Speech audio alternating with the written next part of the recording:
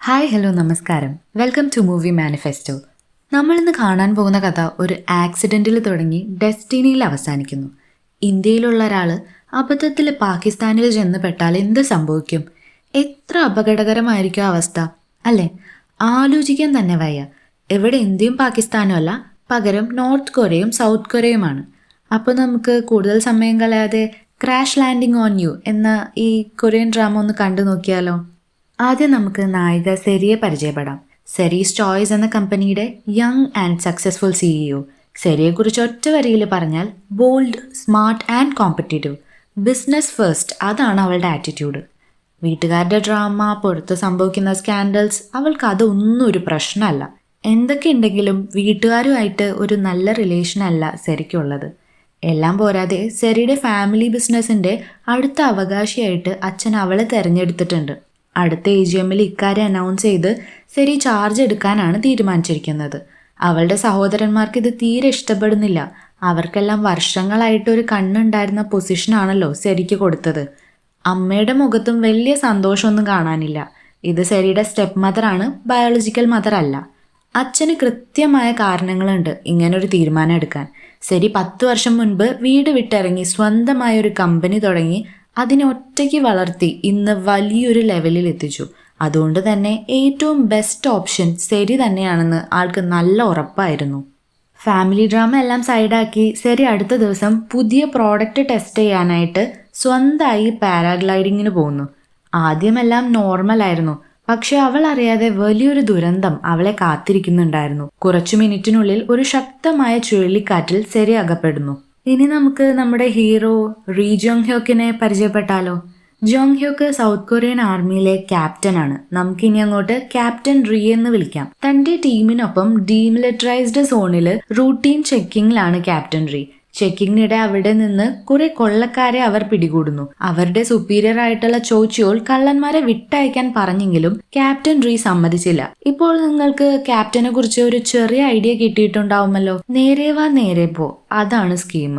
അടുത്ത ദിവസം സെരി ഉണരുമ്പോൾ അവൾ ഒരു മരത്തിൽ കുടുങ്ങിക്കിടക്കുകയായിരുന്നു. കൊടുങ്കാറ്റിന്റെ നാശനഷ്ടങ്ങൾ അന്വേഷിച്ചുകൊണ്ടിരുന്ന ക്യാപ്റ്റൻ റീ അവളെ കണ്ടുമുട്ടുന്നുണ്ട്. സെരി ആദ്യം വിചാരിക്കുന്നത് അവളെ അന്വേഷിക്കാൻ ആർമി തന്നെ ഇറങ്ങിയിട്ടുണ്ടെന്നാണ്. പിന്നെ യൂണിഫോം കാണുമ്പോഴാണ് അതൊരു നോർത്ത് കൊറിയൻ പട്ടാളക്കാരനാണെന്ന് സെരിക്ക് മനസ്സിലാവുന്നത്. സെരി സൗത്ത് കൊറിയക്കാരി, ക്യാപ്റ്റൻ റീ നോർത്ത് കൊറിയക്കാരൻ. രണ്ടും കൊറിയാണെങ്കിലും ബദ്ധ ശത്രുക്കളാണ് ഈ രണ്ട് രാജ്യങ്ങളും.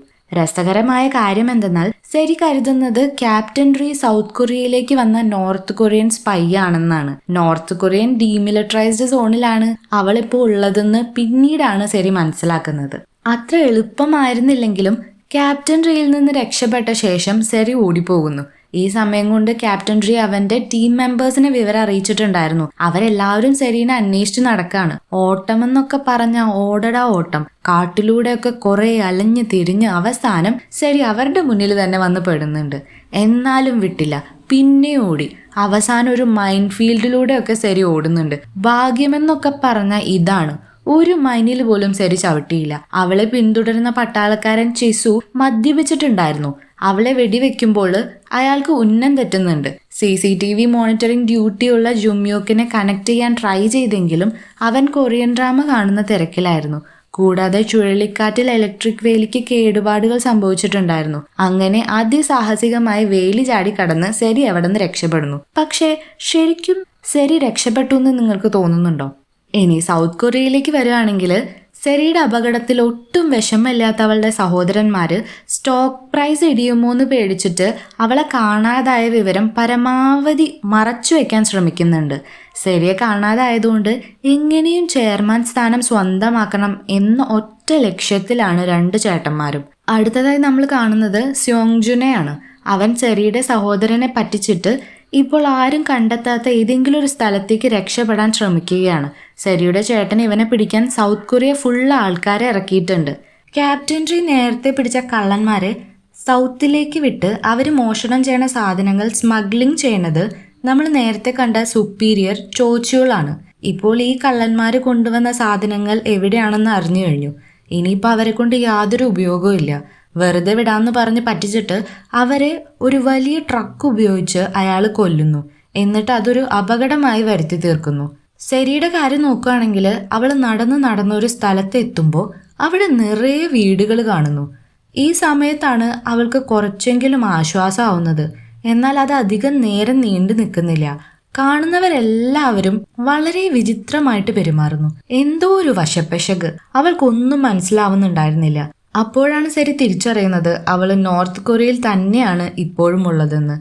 ഇത് കണ്ട് ഞെട്ടി നിൽക്കുന്ന സെരിയുടെ അടുത്തേക്ക് ചോച്ചിയോളിന്റെ വണ്ടി വരുന്നുണ്ട്. എല്ലാം അവസാനിച്ചു എന്ന് വിചാരിച്ചു നിൽക്കുമ്പോൾ ദാ വരുന്നു ക്യാപ്റ്റൻ റീ. സെറീനെ ചോളിന്റെ മുന്നിൽ പെടാതെ അവൻ രക്ഷിക്കുന്നു. ഇവിടെയാണ് ഫസ്റ്റ് എപ്പിസോഡ് അവസാനിക്കുന്നത്. എന്നാൽ സെരിയുടെയും ക്യാപ്റ്റൻ റീയുടെയും കഥ ഇവിടെ ആരംഭിക്കുന്നതേ ഉള്ളൂ. ഇതുവരെ കഥ ഇഷ്ടമായെങ്കിൽ like, share and subscribe to our channel. വേണമെങ്കിൽ ഒരു കമന്റ് കൂടെ ഇട്ടോ. ബാക്കി കഥ അറിയാൻ നെക്സ്റ്റ് എപ്പിസോഡ് കണ്ടു നോക്കൂ. നെക്സ്റ്റ് എപ്പിസോഡ് ഇപ്പോൾ സ്ക്രീനിൽ കാണുന്ന വീഡിയോ ഓർ പ്ലേലിസ്റ്റ് എടുത്താൽ കിട്ടും. അപ്പോൾ അവിടെ കാണാം.